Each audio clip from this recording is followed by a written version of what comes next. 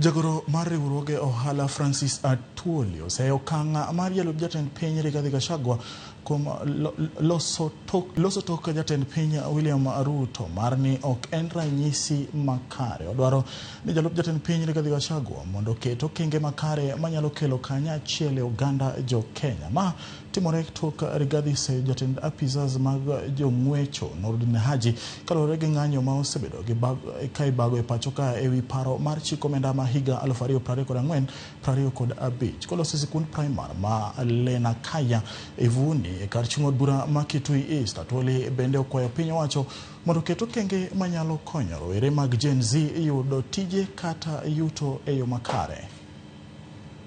If somebody is here who can reach the deputy president, amwambie let him act foolish na support his president for the total unity this country requires.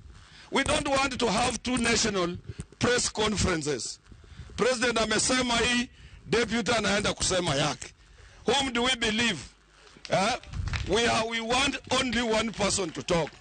So somebody should advise Gachagua. He was a dio, he was a disri, ni mtu alifundishwa in the then Kenya Institute of Administration, ambao watu wanaelewa the code of conduct in the system, pahali watu wanaelewa the command ya serikali vile inavyotembea, na wakiwa na shida they solve in boardrooms.